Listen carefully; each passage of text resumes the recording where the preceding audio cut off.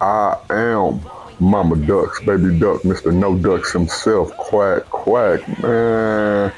Solo is tripping. Let's talk about it. Y'all already know what I'm looking for. Y'all been following me for a while. Ever since the bloodline broke up and they done introduced the MFTs to the WWE universe, man, I've been waiting to see all of the Samoans get on the same team, get on one page, and just see how much they could run WWE like a new age NWO slash the corporation slash the Ministry of Darkness. You know what I'm saying? I just want to see them just run roughshod through WWE for however long they decide to do it until they get boring. Well, Solo is not making the mission easy, man. The other Tongans, they done already said that the elders are the reason why they can't mess with Solo no more. And we know that for Roman to have became tribal chief, the elders had to approve of it. So they in somewhat kind of communication. If y'all didn't hear them say that when they was talking to Solo, they said the elders are the reason why they finna have to let this boy go because he too focused on the bloodline. Well, y'all remember about 2 weeks ago, when Jacob Fatu and Jimmy was jumping Solo in the ring, and Jimmy had put a chair around Solo head, and um, Jacob was about to run over there and hit him with the hip attack in the corner, but he stopped in mid stride and he was like, "Next time I ain't gonna stop. I'm gonna do you in. You need to get your mind right and go on, come back and come join the family, man. You know I ain't gonna keep letting you make it." Well, the week after that, which was last week, y'all remember, um, Solo came out there and acted as if he was going to join the family. He threw up the warrants, tried to get the rest of them to throw up the warrants, but then he ended up turning on them, so they ended up jumping him. And while they jumping him, then y'all remember Voice Keys came out and tried to help him. And then not only that, LA Knight ended up coming out and he tried to help too, in which he did, where he got the chair and he hit Solo and Solo no sold it, and then he kept hitting him with the chair until he got out the ring, and LA picked up the mic and was pretty much said that it's gonna be a 3-on-3 match, and we need for y'all to get Jay in here because wherever the hell he at, he need to get his butt back here too because it's gonna be Solo Sikoa, LA Knight, and Royce Keys versus the Usos and Jacob Fatu. Well, if y'all been hearing what I've been hearing that the reason why Jay hasn't been here is because he's dealing with his divorce, and that's the reason why he haven't showed up on the last few shows, because from what I'm hearing, which y'all know too, he go with Jada Parker. Jada Parker is his new girlfriend. Him and his wife, they getting a divorce. From what I heard, they've been separated for a little while now, so it ain't like something that just popped up. So that's what he's supposed to have been going through. You know what I'm saying, or whatever. So this week, man, Seth Rollins ended up coming out to the ring because y'all know Seth Rollins got a match with Roman Reigns. It looked like they're about to wrap up the storyline that they've been telling for 10 years or plus with the Shield and all this stuff. Dean Ambrose gone, ain't nobody here but Seth. And when Paul Heyman was talking about it on the Chris Van Vliet show, um, Seth Rollins and Roman Reigns match is something that is worthy of WrestleMania, which it is.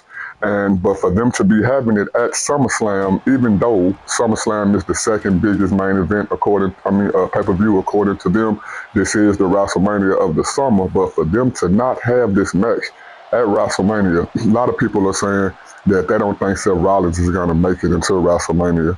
He'll probably be gone, like not active as a wrestler, not necessarily gone from the company, but not active as a wrestler by that time. So that's the reason why they having this match at SummerSlam rather than the biggest pay-per-view, the granddaddy of them all, WrestleMania. So anyway, Seth Rollins come out to the ring. He pretty much talking about that in his match with Roman Reigns, and all of a sudden Solo comes out of the audience. No music, no nothing. He get in the ring and he says, "I'm not even on this show. I ain't even supposed to be here." And Seth Rollins looking at him like, "What's going on? What we doing here? We're about to fight. We can get it in." And Solo pretty much like, "Nah, I need to talk to you, man. You finna go up against Roman, but you're not just going up against Roman, man. You have to go up against the Usos. You got to go up against Fatu. It's gonna be you versus 4 people. Let me help you, man. I can help you. I know their game plan. I know what they gonna do. I used to be a part of the group. I know what play they gonna try to play. I know what moves they gonna try to make. Let me help you beat Roman. And Seth Rollins was pretty much like, man, say, all that stuff sound good. You putting up a good argument. He was like, I tell you what, let me think about it. And Seth goes to walk out the ring, but Solo grabbed his arm and he rip him around, and he like, man, look, it ain't nothing to think about, bro. You know what I'm saying? Look, the same way that you helped Cody beat Roman, you helped Cody beat Roman at WrestleMania and become the champion. Look, I can do that for you, man. Let me help you. And while he talking, all of a sudden, Jacob Fatu music hit. And Jacob is walking with purpose. He marching down to the ring. You can see that serious look on his face. He got that outfit on like a West Coast gangster, button all the way up to the top with the chain coming up under the cuffs, you know what I'm saying? So as he slide in the ring, Solo get out the ring. And Solo started going, over the barricade. Jacob walked right past Seth Rollins, like Seth Rollins wasn't even there. Like the dude didn't even exist. He walked over to the corner of the ring in the same direction that Solo was leaving from, and he was talking trash. Pretty much telling Solo, "Hey, I'm a dog walk you when I catch you. I'm gonna get you. I'm gonna do you in. You need to listen. A, B, and C." When he turned around, bah, Seth Rollins hit that boy with a super kick. I'm talking about leveled him, knocked him to the ground, and he just like whatever, and slid on out the ring, went up the ramp or whatever. Well, later on in the night, Jacob Fatu ended up walking up on Seth Rollins, and he like, hey man, whatever. And Seth was like, yeah, I did the city. He was like, I heard that Roman Reigns told you that you can't text me, and you gonna follow what your boss say do, boy. He pretty much, what I'm saying, clowning him or whatever. So Solo sitting there getting mad, and Solo was like, look, after you and Roman, at SummerSlam, oh yeah, you better watch your back for me because I'm coming. You know what I'm saying? Pretty much telling them, I probably can't text you now, but hey, that ain't gonna be forever. So since you just did what you did tonight, you gave me a super kick, and I want to rip you apart, boy. All right, I got you as soon as Roman done. So the main event was Jacob had to fight LA Knight, and LA Knight came out there first, and he had the mic, and he was talking his trash, pretty much letting them know that they finna put the beat down on them boys at SummerSlam in this 3-on-3 match, you know what I'm saying, and all that good stuff, man. So Jacob ended up coming out, and the match was cool. It was 50-50. They was doing their thing, man, but it came a point in the match where both of them was laid out in the ring, after doing move to move to move on each other. They ended up laid out in the ring. And while they laying out, Jimmy Uso music ended up hitting. And Jimmy come down to the ring, and he walk around the apron, and he letting Solo know that he there. He like, I'm here, I got you. But at the same time, he got his hands up, letting the ref know, look, I ain't doing nothing. I ain't interfering. I ain't doing nothing.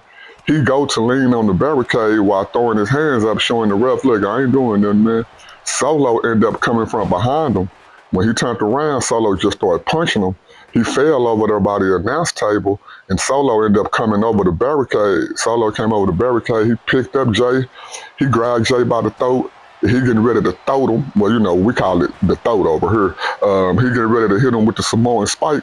But when you look up in the air, all of a sudden, Jacob Fatu came from inside the ring to outside the ring with a suicide dive, knocking Solo Sikoa to the ground. So Jacob get back in the ring, and the match gets starting again. You know what I'm saying? He tried to LA Knight grab Jacob and tried to Irish whip him, but Jacob ended up reversing it. He ended up throwing LA into the ropes, and when LA came back from the ropes, he tried to hit him with a pop up Samoan drop, but LA ended up reversing it, and he hit him with a BFT. And that's his finishing move. So while he going for the pin, Jimmy Uso then jumped up on the apron, and now the referee is distracted because he's trying to tell Jay to get down. All of a sudden, you see Jay get pulled off the apron, and when the camera panned back, it ended up being Royce Keys. Keys, he ended up clotheslining Jimmy. Then he ended up hitting his head up against the ring apron, and then he ended up throwing him over the announce table. You know what I'm saying? And when he threw him over the announce table, all of a sudden, Jay Uso, the Yeet Man himself, music hit. Now, don't forget, he ain't been there in a couple of weeks, man. So, man, did nobody really expect it? Of course, I'm talking about keeping up with kayfabe, keeping up with storyline. Did nobody really expect it? So, Royce Keys is looking towards the entrance ramp But Jay ended up coming over the barricade, and when he looked over there, Jay super kicked him. He ended up staggering. Jay super kicked him again. He ended up staggering close by the barricade. Jay super kicked him again. Then he ended up laying on the barricade, and Jay picked him up and just threw him on the other side of the barricade. So Jay went to go walk back around to the ring, but all of a sudden you look up, LA Knight jumped through the ropes with a drop kick Jay, knocked Jay down to the ground. He started talking his trash. He slid back in the ring, but by this time, Fatu done recovered, and he hit LA Knight with a super kick. LA Knight bounced off the ropes. Jacob Fatu pick him up with the pop-up solo Samoan drop. He go over there to the corner and hit the triple moonsault. He land on him perfectly. The ref count 1, 2, 3, man. Solo Sikoa ended up beating LA Knight in the match, but before Jacob can get up off the ground, man, Solo slid in the ring and just started mauling Jacob. I mean, punch after punch, punch after punch. He hitting him. All of a sudden, Jimmy Uso slid in the ring and he pulled Solo off of Fatu, and he super kicked Solo once in the head, make him drop to one knee. Then he super kicked him again, and then Solo just sat there and staggered. All of a sudden, Jay Uso slid in the ring. He went, ran the ropes, came back, hit Solo Sikoa with a spur, knocked that boy off his feet. He rolled out the ring. Jimmy and Jay celebrating, but then when they turn around, by this time, Royce Keys then slid in the ring, and he hit them with a double clothesline. You know what I'm saying? He talking trash to both of them while they on the ground. He didn't know Jacob Fatu is behind them. And Jacob Fatu ended up turning them around. He just started swinging on Jacob. Jacob ended up hitting him. He hitting Jacob. Jacob hitting him. He hitting Jacob. Jacob hitting him. They going back and forth, back and forth. So Fatu ended up breaking away from the punches, and he went to go run the ropes. But when he came back from the rope, man, Royce Keys picked him up for that Arn Anderson spine buster, dropped that boy flat on his back. When he pancaked him down to the ground and he got up, when he looked up, the Usos was right there, and they hit him with a double super kick. The double super kick ended up making Royce Keys lean back against the ropes, and when he leaned back against the ropes, it pushed him forward, and the Usos hit that boy with that 1D. You know what I'm saying? Knock that boy down to the ground, man. So after that, they go over there and try to go jump on LA Knight, but LA Knight end up breaking up out of it, and he fight both of the Usos. Look like he getting the best of them, but then while he trying to turn around, Jacob Fatu grabbed him, put him in the Tongan death grip, and as he got him in the Tongan death grip, he walked him over there to the corner, you know, to the turnbuckles, and he got him down on the ground. But he ain't on the ground, but he's sitting down, but his head like on the third rope in between the second rope and the bottom rope. And while he got him in the tongue and death grip, he telling Jay, come on, come on, come on. Jay run over there and hit him with a hip attack. He telling Jimmy, come on, come on, come on. Jimmy run from the same corner, hit him with a hip attack. And then Jacob Fatu ended up going into the same corner. He run full speed over there, hit him again with a hip attack, man. Say if LA Knight neck ain't broke, if this dude don't have some spinal issues or something, man, hey, this dude is Superman. When Jacob hit his hip attack against him, Jimmy ended up pulling him to the drop zone. Jay was already on the third rope. He jumped from the third rope with an Uso splash. Pancaked that boy through the mat. Do you hear me? Out of there, man. They drag all the bodies together. And they, one of them stand in the middle, the other two stand on the side, and they throw up the warrants for the acknowledgement that they deserve. You know, we're doing this for the tribal chief, but of course, those are the three people who they will be fighting at SummerSlam. And if anything go the way that it just went tonight, yeah, man, them dudes don't really have no chance. They don't have no chance at all, man. If I do but say so myself, man. Well, there was a match on the card. Y'all know Penta has to fight Shad for the Intercontinental Championship. Well, Penta and Shad got put on teams tonight against Ethan Page and Rusev. You know what I'm saying? And, it was an all right match. Definitely not nothing to write home about. I was looking for somebody to kind of turn or kind of do something that would seem like it's going to be a turn. More likely, I was looking for Chad Gable and Penta to kind of get into it, because we know this is a babyface versus babyface match, so we're not really expecting too much drama to go on in it. I do think they're finna drop the belt to Chad Gable after all the hard work and stuff that he was doing over there for AAA and all that good stuff, man. I think that They are finna, put this Intercontinental belt on him, man, and let him ride out, seeing that he hasn't been a singles champion in WWE. If I'm not mistaken, yeah, I think that's true. He hasn't been a single champion, so they finna go and give it to him and let him do his thing, man. So yeah, the match wasn't really nothing to write home about. Chad Gable ended up winning with an ankle lock, but while he had Rusev in the ankle lock and he bent over trying to make Rusev tap, Ethan Page ended up sliding in the ring, right? And he was, of course, trying to get Rusev out of the ankle lock that Chad had him in, but all of a sudden, Penta come running from the other corner. He jumps off of Chad Gable back and hits Ethan Page with a Mexican Destroyer. That was cool. I know y'all have probably seen the move before, but he did it again in this match, and it was cool. You know what I'm saying? I enjoyed it. I ain't even mad at it, man. Well, y'all, let's get to this segment in the match. This was a Danhausen type of night. Danhausen was in multiple segments. He pretty much carried this show, him and his shenanigans that he had going on, that he have going on, and still continue to have going on. For some reason, the people love him, man, and I try to love what the people love. So, hey, I ain't even hating on it per se. Danhausen is cool. If y'all cool with him, he cool with me, man. Well, y'all know for some weeks, the Judgment Day, they've been trying to get their money back from Danhausen.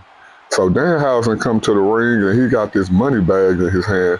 And he like, look, man, this money is causing him a whole lot of problems, man. So he don't want the money no more. He say, but he don't want the Judgment Day to have the money either. So he gonna give it to the Fanhausens, and everybody was yelling and screaming like, "Yeah, give me the money, give us the money." And he like, "Who wants some human monies?" That's funny too, the way they just call it human monies and all that good stuff. So anyway, while he up here, playing with the crowd and all this good stuff, the Judgment Day music ended up hitting, and JD McDonough, Dominic Mysterio, and Liv Morgan, they end up coming down to the ring. And they like, hey man, look, you ain't finna give our money to no people, to these stupid people out here. You know what I'm saying? You finna give us back our money, bro. You finna give us our money. So they get in the ring. Of course, it's 3-on-1. Danhausen say, hold up, let me say one thing, man. Just let me say one thing. They like, what? He like, you are cursed. And then he tried to run, but they end up catching him right before he could get through the ropes or whatever. They jumping him. They stomping him. Liv Morgan laughing at him. She all in his face laughing. JD McDonough and Dominic Mysterio end up picking him up. And Liv Morgan, she kind of hitting him with them slaps in the face and all that stuff. But when he fell down, they just started stomping him again. All of a sudden, say his name and he appears. I believe in Joe Hendry. Clap, clap. Well, Joe Hendry run down the ramp. He slide in the ring. JD tried to take care of him first, but he ended up throwing JD out the ring. He ended up picking up Dominic Mysterio, hitting Dominic with the fall-away slam. He hit the kip up, hit his signature turn, but while he doing all that, Liv Morgan then grabbed the money and slid out the ring and started going towards the apron. While she going towards the apron, Joe Hendry and clothesline Dominic Mysterio over the top rope, and he fell out the ring. Now all three of them together, Dominic Mysterio, JD McDonough, Liv Morgan, since they got the money now, they ain't really tripping. They got the money in their hands, so they going up the ramp happy, even though they just got beat up right there in that segment. Well, it ain't over yet. We're gonna go through all this Danhausen stuff in one story. So what happened is, okay, they get the money and they go backstage, right? And they talking to Adam Pearce, and Adam Pearce is telling them, "Look, man, you got your money back, man. We tired of this stuff, man. Okay, this is done with all this stuff that y'all got going on." While he talking to them, Danhausen and Joe Hendry end up walking up, and now everybody's screaming and they yelling and they talking and all this stuff. And JD say, "Okay, y'all just everybody be quiet." And he opened up the money bag and started pulling the money out, and it was fake money. Now I knew it was fake money the whole time because it's Danhausen. I mean, of course it's funny money. You know what I'm saying? Especially since Liv Morgan was the one to end up getting the money and walking off with it. I had already knew it got to be something in there. I'm thinking it was like some kind of explosives or something because that's what they've been doing for the past few weeks with Danhausen. Somewhat. explode, blow up, kind of like what they've been doing with Darby Allin over there in AEW as well. But yeah, man. So it wasn't that. It ended up being some fake money, some fake human monies. So JD got mad and he ended up throwing the bag behind him without looking, right? And while he started talking trash to Danhausen, I'm like, hey man, where's the money? We want our real money. Danhausen, Danhausen and Joe Henry and Nick, I often say Nick Aldis and Adam Pearce, they looking behind JD and they like, JD, look what's behind you. JD turn around and it's Oba Femi with the money bag in his hand. So obviously, when he threw the money bag ended up hitting Oba, and now Oba want to know who bag it is. And JD was like, "Hey, it ain't my bag. It's Danhausen bag." And and everybody started laughing because it was kind of comedic the way he said it. He was like, "Hey, that ain't mine. That's Danhausen." So Oba like Danhausen. Danhausen was like, "No, JD stole it from me. So it's his bag." So Oba started talking trash to Danhausen, and Adam Pearce ended up walking up, grabbing the money out of Oba's hand, and he was like, "Look, Oba, we can just settle this in the ring right now." Which, if y'all check my community board when I was watching Raw, that's the reason why y'all see that hashtag Justice for JD McDonough, man, because the way Adam Pearce did him, man, that was wrong, bro. That was wrong. JD did not deserve that, bro. He didn't deserve that, man. He told Oba, he said, Oba, go to the ring, man, and I'm gonna send JD out there to you, man. And JD like, what? Like, what I do? Like, I didn't even do nothing, bro. And JD started talking to Oba, it's not even my money. It's Danhausen money, man. Like, and so Dominique started telling Adam, look, bro, it ain't fair, bro. How you gonna do him like that? It ain't even fair. So Adam was like, okay, well, look, you're right, it ain't fair. And since it's not fair, you gonna fight Joe Hendry tonight then. He was like, what? I didn't ask for no match. Why you? And so, yeah, man. So, man, they did JD wrong, man. So, right after that, don't forget, Adam just told Oba to go to the ring. So right after that, Oba music hit. Oba come down to the ring. He hitting the strut. They hitting the Oba. You know what I'm saying? He hit the pose, light go out, lights come back on. I'm thinking, hey, you got to chill out. You know, Brock Lesnar might come back from behind again while y'all got the lights cutting off on that boy. Probably come back in and do him in, but that didn't happen, man, or whatever. The Judgment Day ended up coming down to the ring. Well, they really wasn't coming down to the ring. They was forced down to the ring. The Adam Pearce was pushing them in the direction, trying to get them to go down the ramp, but they didn't want to go. They trying to turn around and go back up the ramp. Well, all of a sudden, while Adam is trying to get them to go to the ring, and they just arguing with them. They putting up a fight. They doing everything they could do. Danhausen and Joe Hendry come from behind, grab them from the back, and throw both of them in the ring at the same time. So Obafemi ended up running full speed. He do a double clothesline. He grabbed Dominic Mysterio, throw him out the ring. He throw Dominic out the ring. The referee ring the bell. But JD actually tried to get some offense in. He went over there. He punched Oba. He kicked him in the stomach. He chopped him in the chest. Oba just stood up and looked at him crazy, right? So JD he went to go run the ropes to come back with a harder punch. When he came back, man, Oba just hit him with a big back body drop, tossed that boy way up in the air. That boy hit the ground so hard when he bounced up, because he bounced right up, but he ended up groggling into the corner. So Obafemi ran full speed in the corner, hit him with that European uppercut, ran to the opposite side of the ring, ran back, hit him with the European uppercut. The third time, the second time Oba hit him, he bounced out of the corner and started walking forward. Oba still ran to the turnbuckle, came back, hit him with a European uppercut, this time in the middle of the ring. Then he picks up JD McDonough from the back. Y'all know, hit him with that border toss. You know what I'm saying? Tossed him halfway across the ring. He beat on his chest. He pound on the ground. Man, he picked up JD McDonough in the pop-up position, took him all the way up, fall from glory. I said fall from glory, the fall from grace, man. And 1, 2, 3. It was a quick match, almost quicker than Goldberg matches, in WCW when he went like 183-0, man. And yeah, man, they made Oba look good, man. They wrong for doing that boy JD the way they did him. If we can get something going, man, can we all help me with this hashtag justice for JD? Some got to be done about this, man. You know what I'm saying? Solo tripping, and they out here doing JD the way they doing him. I don't like it, man. So the match with Joe Hendry and Dominic Mysterio, that match get underway. And of course, Judgment Day come down to the ring with him again, you know what I'm saying? Well, what happened was, man, towards the end of this match, man, Dominic Mysterio had threw Joe Hendry out the ring.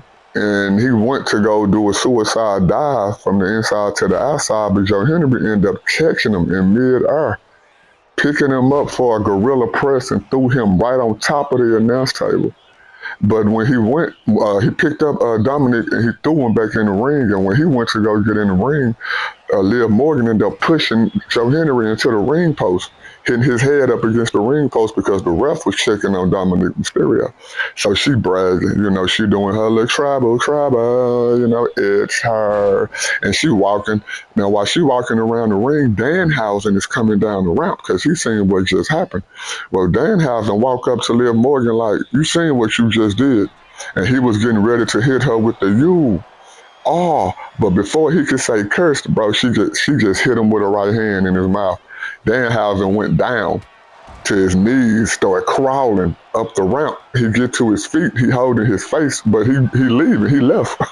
Like, he literally left, man. Like, he got punched by a girl, bro, and he left. So the match ended up going, Joe Henry is pretty much getting the best of Dominique, but Liv Morgan, she distracted Joe Henry again, and Dominic Mysterio ended up hitting Joe Henry with a DDT.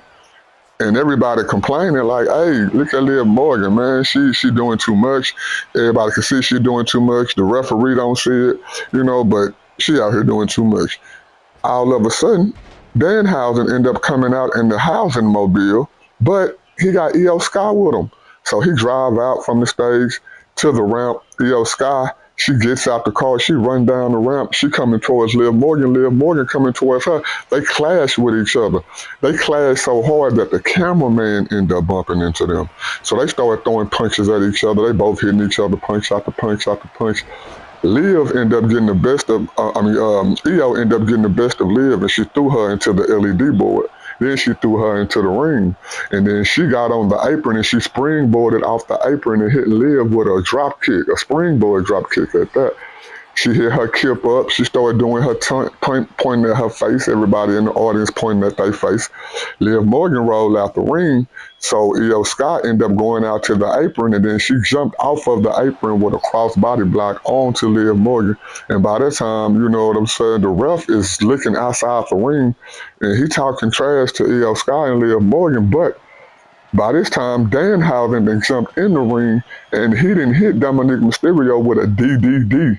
It's kind of a play off the DDT, but it's the Danhausen death drop. And he hit Dominic Mysterio with the DDD. Joe Henry crawled over there and pinned him. The ref turned around. 1, 2, 3, man. Joe Henry ended up beating Dominic Mysterio. Looked like they gonna have them doing something at SummerSlam 2. Dominic Mysterio with JD McDonough versus Danhausen and Joe Henry. Know what I'm saying? So that is what it is, you know what I'm saying? I think the final segment that we're going to talk about, y'all know the Vision.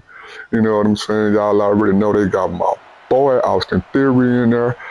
We talked about it last week, how everybody was saying that the Vision was dead, but it looked like they're going to keep them alive. And Austin Theory is going to be the front runner instead of Braun Breaker. But I got to say, Braun Breaker looked good tonight, man. They had a tag team match with Braun Breaker, Austin Theory against Javon Evans and Dragon Lee. And of course, they got that boy Logan Paul out there with all the antics that he got going on. And Maxine Dupree was also at ringside. And she was causing a little havoc as well. You know what I'm saying? But man, the match The match was cool, man. Javon Evans, they really highlighted him. Looked like he was the highlight. He got in a whole bunch of his stuff. Even just his flow, his energy to him coming to the ring, the moves that he was doing, the person that he was doing them on, and all that. That was definitely trying to let him shine. But it came a point in the match, man, where Dragon Lee was getting the best of Austin Theory. He was going to go hit his finishing move, but the referee was trying to get Logan Paul off the apron. So while the referee trying to get Logan Paul off the apron, of course he distracted. So Dragon Lee is finna go hit his finishing move, but Maxine Dupree ended up grabbing Dragon Lee's leg, and it interfered with him trying to hit his finisher. And then Braun Breaker ran over there and just hit him with a Steiner line and just flowed Dragon Lee. You know what I'm saying? When he flowed Dragon Lee, Austin Theory ended up picking up Dragon Lee for a suplex neck breaker. And I'm not gonna lie, this move could have pretty much ended the match. But while he was going for the pin, you know what I'm saying, the ref counted one, the ref counted two, but before he could count to three, Javon Evans ended up hopping in the ring and he ended up breaking up the pin. Man. So when Javon Evans broke up the pin, as soon as Javon Evans stood up, man, say Braun Breaker was in the ring and he hit Javon Evans with I'm talking about a hard spear. I'm talking about flowed the boy and end up making him roll out the ring. You know what I'm saying?